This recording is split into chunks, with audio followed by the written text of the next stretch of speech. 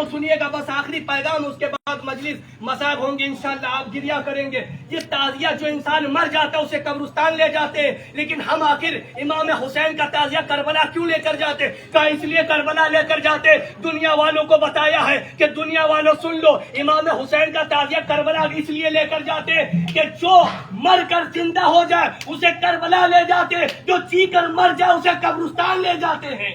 صلوات پڑھے بر محمد والے مر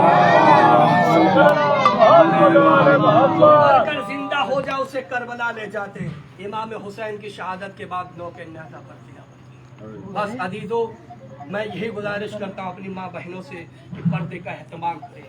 کربلا کے میدان میں جب بیویوں سے ردائیں چھینی گئی تھی تو بیویوں نے اپنے پال سے پردہ کیا تھا.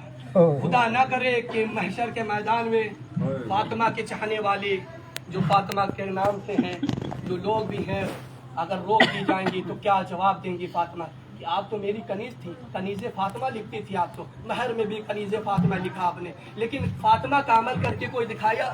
جو آپ نبی کی امت ہے، کیا نبی کا عمل کر کے دکھایا کہ نبی نے جو بتایا تھا آپ نے وہ کیا؟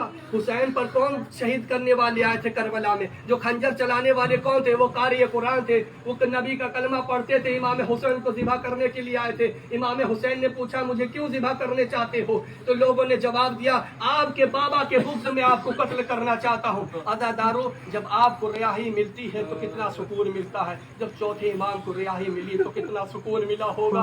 عزادارو، چہلم کس طرح سے ہم مناتے ہیں کہ ادھر 10واں ہوا، سیدھے کی مجلس ہو گئے، 40واں قریب آ گیا، ہم نے اطلاع سب کو دے دی کہ فلاں صاحب ہمارے رشتہ دار آئیں گے، چہلم میں ہمیں پرسہ دیں گے، ہمیں دلاسا دیں گے، ہمارا باپ مارا گیا، ہماری ماں اجڑ گئی اس دنیا سے، ہم رخصت ہو گئے، یعنی ہم یتیم ہو گئے، تو ہمیں پرسہ دینے کے لیے آئے ہیں. ذرا سوچئے جو زندان شام میں بیویاں آئی ہیں، چوتھے امام موجود ہیں، انہیں کون پرسہ دینے آتا ہوگا؟ ارے چہلم تو 1 سال کے بعد زینب نے منایا ہے، جب چوتھے امام یزید کے پاس آئے ہم نے تمہیں ریا کر دیا. اب تم چاہے مدینے جانا چاہتے ہو مدینے چلے جاؤ، تمہیں کربلا جانا تو کربلا چلے جاؤ، اگر یہاں رہنا تو یہاں رہو. ایک مرتبہ زینب کے قریب آئے، کہا زینب مجھے آزاد کر دیا، اے بھوپی اماں مجھے آزاد کر دیا. کہا جا کے کہہ دو کہ بھیا حسین کی فرش عطا یہاں پر بچے گی، میں حسین کا ماتم یہیں پہلے کروں گی، پہلا چہلم یہیں کروں گی، پھر کربلا جاؤں گی. عزادارو لیجئے، جو ظالموں نے سامان لوٹے تھے وہ سامان واپس آ گئے،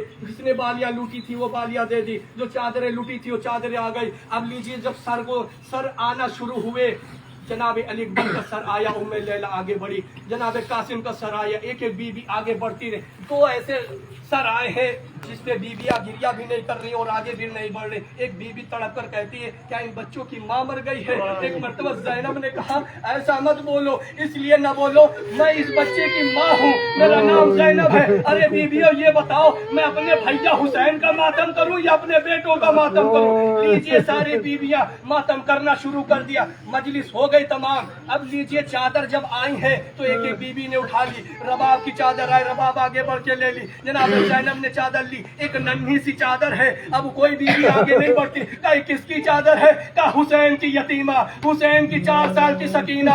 ارے شمر اتنے تازیانے مارتا تھا، ارے فریاد کرتی تھی اے بابا مجھے بچا لیجئے، اگر چچا پاس ہوتے تو شمر مجھے تازیانے نہیں مارتے. جزاکم اللہ خیر جزا. آپ لوگ سر جھکا کے روگے، خدا کے لیے اتنا گریا گریے کہ بیوی آپ کا گریا قبول کرے، تو آنسو آپ کے نکلتے ہیں، یہ نجات ہے آخرت کے لیے. عزادارو لیجئے، جناب رباب آگے بڑھی، چادر کو اٹھایا، اٹھانے کے بعد ایک مرتبہ زندان میں پہنچی ہیں، اور پہنچنے کے بعد کہا بیٹی سکینہ اٹھو، تمہارے ظالموں نے جو بندے لوٹے تھے، جو بندے چھینے تھے وہ بندے واپس کر دیے، جو چادر چھینی تھی وہ چادر واپس ہو گئی. عزادارو اب سکینہ دنیا میں نہ رہی. ایک مرتبہ سید سجاد نے کس طرح سے جناب سکینہ کو دفن کیا. اب عزادارو چادر کرے کیا؟ جناب رباب نے اسی لحد پہ جناب سکینہ کی چادر اڑا دی، اور اڑانے کے بعد ارے وہ بچی جو آج اس دنیا میں نہ رہی وہی روز پوچھتے تھے اے بھوپی اماں یہ بتاؤ یہ جو پرندے جاتے کہاں جاتے؟ کہ اپنے آشیانے جاتے ہیں. ایک مرتبہ بچی تڑپ کر کہتی ہے بھوپی اماں ہم اپنے وطن کب جائیں گے؟ ایک مرتبہ جناب زینب کہتی ہے जरूर तुम्हें वतन जाना नसीब होगा। लीजिए काफिला तैयार हुआ, बच्ची हुसैन की रह गई, इधर यतीमा सकीना इस दुनिया से रुखसत हुई। लीजिए काफिला करबला पहुंचा। पहुंचने के बाद बीबियां उतरी, जनाब ज़ैनब ने अपने को गिराया, कब्र हुसैन पे पहुंची। बस 1 मिनट में मजलिस तमाम हो गई। कब्र हुसैन पर पहुंची और पहुंचने के बाद अज़ादारों एक मर्तबा आवाज कब्र हुसैन से आई होगी, बहन ज़ैनब मैंने एक अमानत दी थी आपको, क्या वो अमानत साथ में लेकर आए हैं? एक मर्तबा जनाब ज़ैनब कहती है, ए भैया हुसैन मुझे माफ कीजिएगा, आपकी अमानत कैद खाने में रह गई है। अज़ादारों लीजिए हुसैन का पुरसा दिया। अब अब्बास की कब्र पर पहुंचे। जाबिर इब्ने अब्दुल्लाह अंसारी रसूल का सहाबी कब्र अब्बास पर बैठा हुआ। एक मर्तबा काफिला जब करीब पहुंचा, बस मजलिस तमाम हो गए, अब्बास के लाशे पर पहुंचे। एक मर्तबा चौथे इमाम ने कहा, बहन ज़ैनब ये देखो तुम्हारे भैया अब्बास का लाशा है। एक मर्तबा ज़ैनब तड़प कर कहने लगी, मैं नहीं मान सकती, क्योंकि मेरे अब्बास की इतनी छोटी कब्र नहीं है। जब मेरा भैया अब्बास जीन पे बैठता था तो जमीन पे खत देता हुआ जाता था। एक मर्तबा चौथे इमाम तड़प कर कहने लगे, ए बूबी अम्मा, अरे बाबा के बुग़्ज़ में अब्बास के छोटे छोटे टुकड़े कर दिए, इसलिए नन्ही सी लेद बनाई है। अरे अब्बास के होते हुए ज़ैनब की रिदाए कौन छीनाए? इन्ना लिल्लाहि व इन्ना इलैहि राजिऊन।